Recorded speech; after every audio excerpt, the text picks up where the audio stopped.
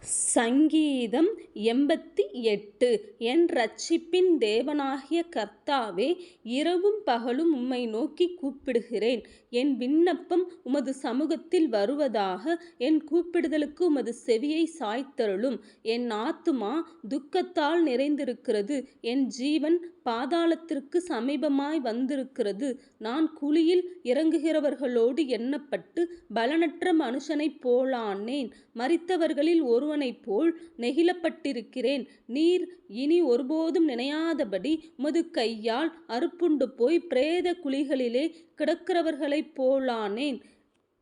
என்னை பாதாள குழியிலும் இருளிலும் ஆழங்களிலும் வைத்தீர். உம்முடைய கோபம் என்னை இருத்துகிறது. உம்முடைய அலைகள் எல்லாவற்றினாலும் என்னை வருத்தப்படுத்துகிறீர். எனக்கு அறிமுகமானவர்களை எனக்கு தூரமாக விலக்கி அவர்களுக்கு என்னை அருவருப்பாக்கினீர். நான் வெளியே புறப்படக்கூடாதபடிக்கு அடைபட்டிருக்கிறேன்.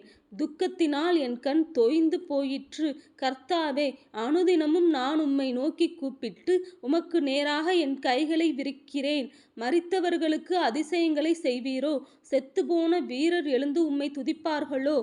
பிரேத குழியில் உமது கிருபையும் அழிவில் உமது உண்மையும் விவரிக்கப்படுமோ? இருளில் உமது அதிசயங்களும் மறதியின் பூமியில் உமது நீதியும் அறியப்படுமோ? நானோ கர்த்தாவே, உம்மை நோக்கி கூப்பிடுகிறேன். காலையிலே என் விண்ணப்பம் உமக்கு முன்பாக வரும். கர்த்தாவே, ஏன் என் ஆத்துமாவை தள்ளி விடுகிறீர்? ஏன் உமது முகத்தை எனக்கு மறைக்கிறீர்?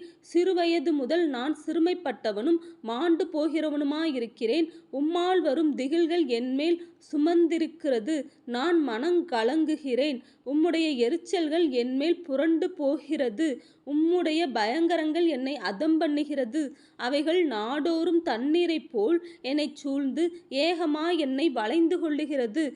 சிநேகிதனையும் தோழனையும் எனக்கு தூரமாக விலக்கினீர். எனக்கு அறிமுகமானவர்கள் மறைந்து போனார்கள்.